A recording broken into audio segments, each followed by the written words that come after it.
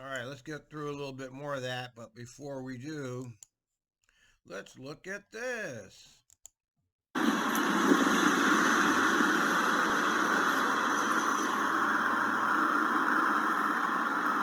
intend to use the Trimet system today? I don't answer questions. You're gonna need to. If we see you loitering here, Did you say I'll need to answer questions? you're gonna need to. What if I just wanted to film the police today? Is that not part of? On the Trimet. Oh, I can't do that.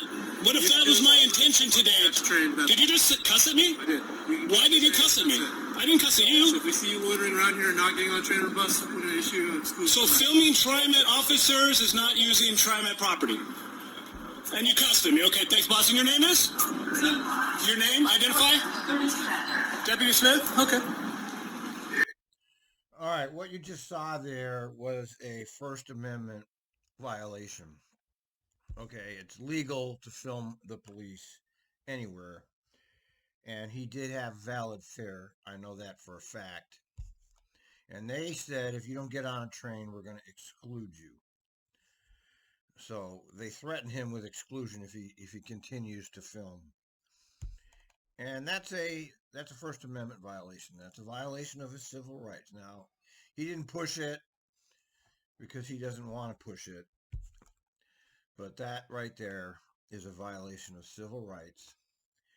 And I sent the sheriff a bunch of tweets about that. Got no answer, of course. But it got me thinking, as to the state of this agency right now and how off the wall it really is.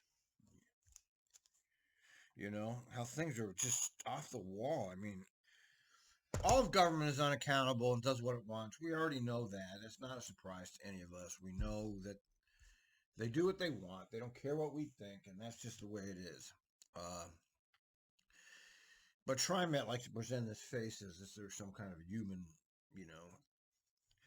interest agency. You're trying to help people. That's the face they try to project. And as we're watching this meeting here, I'm reminded of the last board meeting where everybody that got up was against the fare increase, and the next meeting they're voting for a fare increase.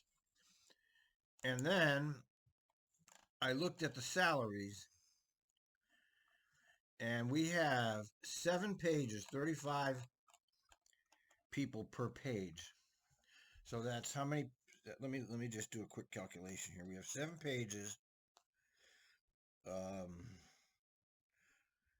Clear 7 pages times 35 pages. That's 245 people that are making $100,000 or more. So what we have here is your military industrial type complex.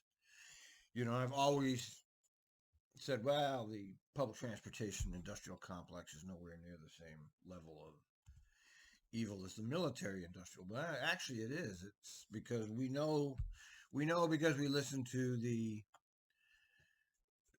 calls, the amount of suffering that is meted out by the agency to the most vulnerable people. Yes, you can say they're on drugs, whatever excuse you have for leaving people in the ditch.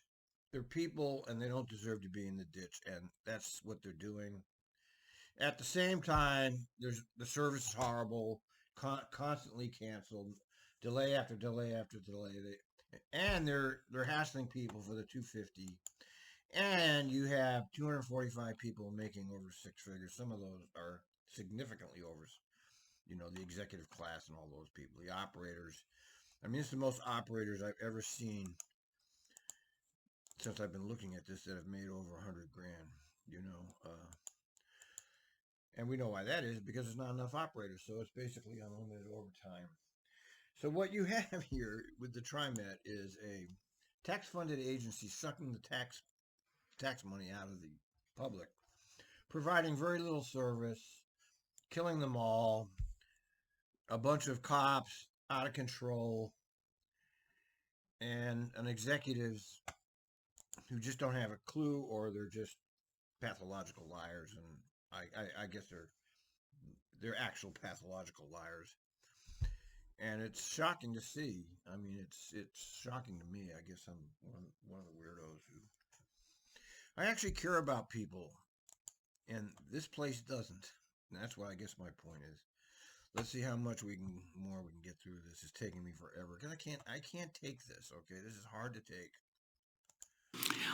Go ahead and proceed. Thanks. Okay, so Kimberly, if you can take us down, I think that was our last advance. There we go. So we're to questions and discussion. So I'll pause here. Linda, and turn it back to you. Okay, I think we had our questions answered. So thank you, Nancy, for your presentation, and thank everybody for your questions. There was a lot of discussion at our strategy session and in October, and the staff took a lot away that have informed the fair proposals this morning.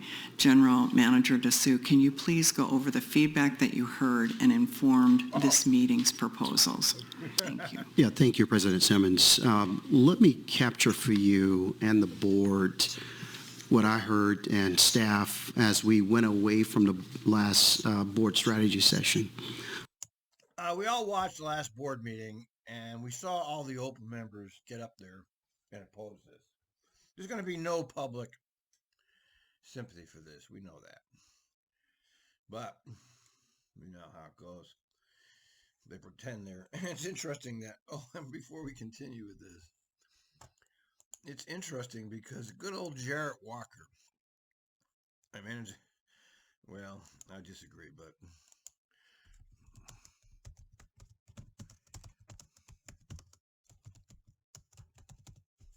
okay, good old Jarrett.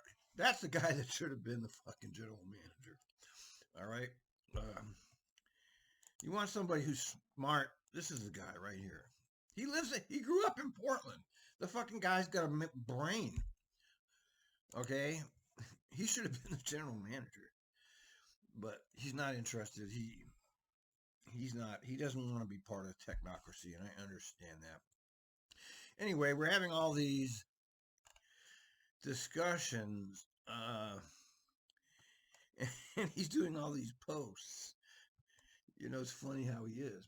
I don't think he's paying any attention to me. I doubt it, but it sure seems like it sometimes because he's doing these posts about the public engagement process, and he's basically a defender of the technocracy. Okay, I found that out in 2012 when McFarland got busted for his cheap, his dirty trick. Anyway, he's doing all these posts. Oh, poor Jarrett. You know, they have him as he's their advocate. You know, they pay him to stand up for them and to just deflect the criticism from them. That's what he gets paid for. And he does it very well, and he's got a cult following, so he's got a huge cult. Anyway, we're not here to discuss this, but I mean, it just came up because we're talking about all this stuff. He thinks he should have been the general manager. Can you imagine if you had somebody like that as a general manager? That's like an Andy Byford type guy. You might know who he is, right? The guy that was from London and he went over to MTA and he got his hands dirty. He went out and talked to the riders, and I mean, he was right out in the middle of all the shit, Andy Byford. And so he presented a face of somebody who actually was out there, and we don't have that in American public transportation. We don't have anything like that. So if you can imagine having somebody like Walker as a general manager, holy cow! Just think of the intensity of. It would just bring all new life into this whole dull bullshit technocratic nonsense that we live with. But he's not going to do it, and that's that. Around the role that fares plays in our financial future. So I'm just going to walk you through kind of what I heard. So we heard that a fare increase is needed.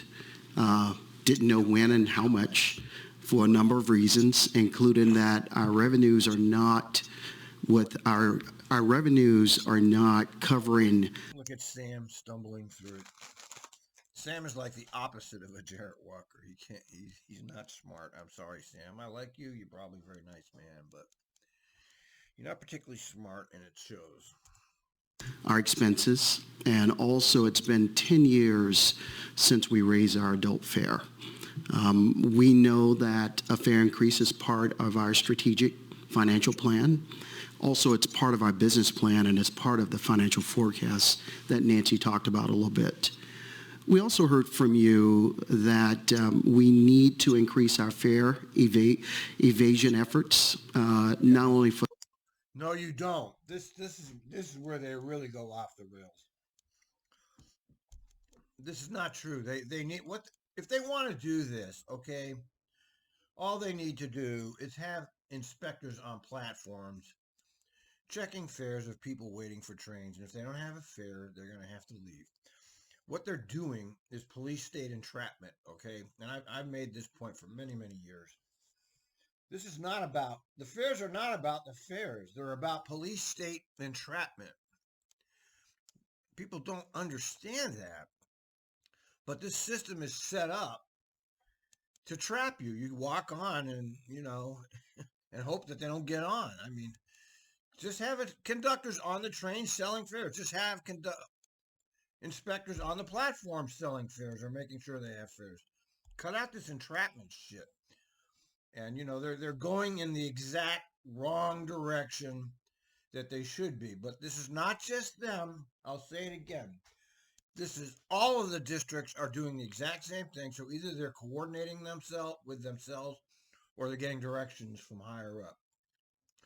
But this is not just Trimet. So he's just following what they're all doing right now, which is oppressing citizens. We're in a part of our history as human beings where the oligarchy is just oppressing us more and more and more and more and more. And it even plays out on a transit system, this philosophy of oppression that we're facing as a society, and not just here, everywhere. So this is this new world order coming into being right in front of our face. For compliance, but also part of the overall increase in safety and security presence. And then you asked us to look for ways to grow our ridership, which I just heard Director Kim just talk about, and also thus our revenue. How are you going to increase ridership by increasing fares? He's not good. You're not good, Sam. You don't speak well.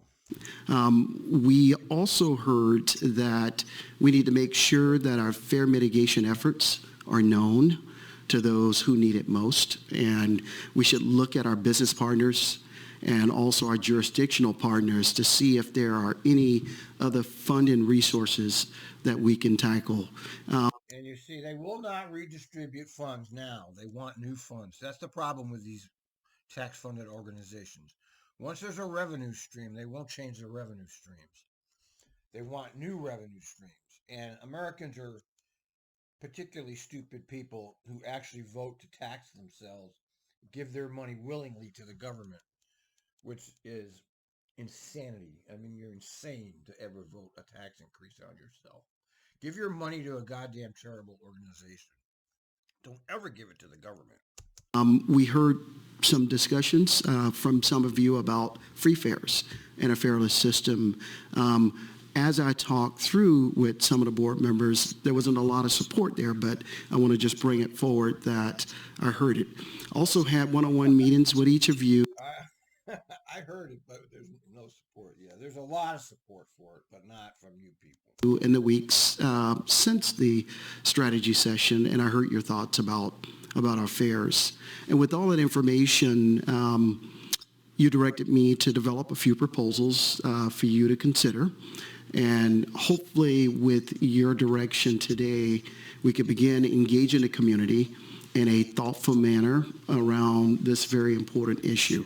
So with that, I'm going to ask you, Nancy, to go over the proposals. Yeah, you better get somebody else to do it. Come on, Nancy, go over. I can't do it, so you do it. You're funny.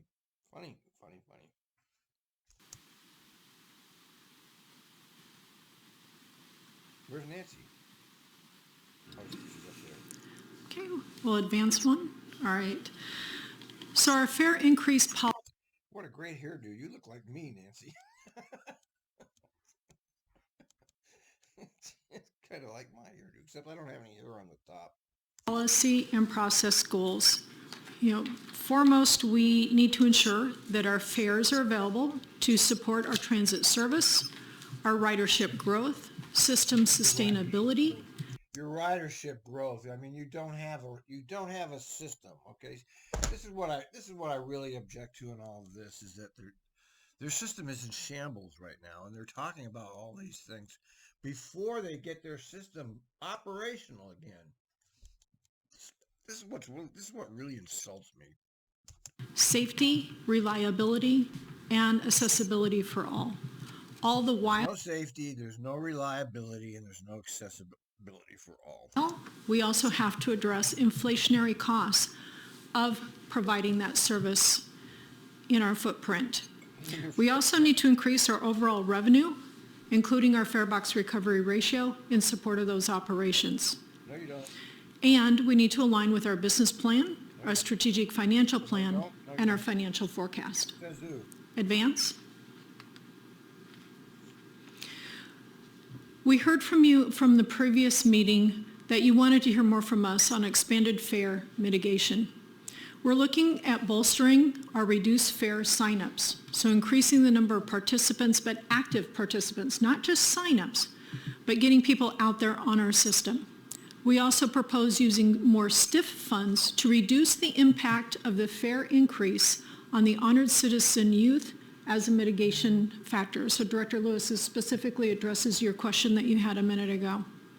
We're going to review our subsidy programs, and we want to expand awareness and participation in those programs. This is a lot of marketing and awareness, bringing that to our community. We're also going to look at exploring additional fare mitigation streams that are outside our partners that have overlapping vulnerable communities, such as the TANF, Temporary Assistance to Needy Families, DHS. Let's get some of that Ukraine money in here, folks. What is it, over 120 billion now? Yeah. This is who our government is, folks. Veterans Affairs, Medicare, and public housing. Advance. When we look at reducing fare evasion, we're looking at increasing our customer safety supervisor positions to increase visibility and overall compliance. We currently have 37 customer safety supervisors, and if Andrew gets his way, we will be doubling that number. We will also increase exactly what see how you can directly correlate this to like Biden's proposal. He wants to add how many? Was it 500,000 more police? He wants 800,000 more IRS agents, and so this is exactly correlating with all of that. You understand now? You get it? All of the governments are doing this at the same time. They're getting more and more police state apparatus in place. Now, we got big problems, folks. And fare inspection activity. It's important to understand, too, that when you look at our customer safety supervisors, they have more than just, fare inspection activity. They also have to look at compliance. And that's a huge factor. So even if you were to do away with fares, those positions don't go away. Okay? We're going to develop and put into play a campaign to remind people to pay their fare. And we will do that campaign by March 15th of 2023. We will also be conducting a fare evasion survey for the spring of 2023. And with the results of that survey, we're going to implement plans to decrease fare evasion by 5%, by fiscal year 2024, and then further decrease it. So they're going to spend more money to enforce the fares than they're going to get on the fares, and that's a fact, folks. Another fact they seem to neatly leave out of their discussions. Is during the following 5 years. That's terrible. Advance. We'll look at building ridership. We've always been looking at building ridership. This is nothing. And you've been losing riders for a decade straight, long before the scamdemic. new for Trimet. So we're looking to improve our on-system customer experience with a combination of increased safety and security efforts while maintaining the cleanliness on the system. We'll look at improving the They fired the cleaners. They had cleaners at all the transit centers, remember? They got rid of them. usage of all of our fare programs. The access transit, reduced fares. I don't really know how much more of this I can tolerate. This, this is 2.5 hours of this. It's just unbelievable. I think we get the gist of it, okay? I don't really think we need to watch any more of this. We can see what they're doing. We can see why they're doing it. Nothing we say matters. And we know they're lying, but it doesn't matter what we know because they're going to do what they're doing, and there's no stopping them. I might try to do a little more of this at some other time, but not right now. I'm tired of this.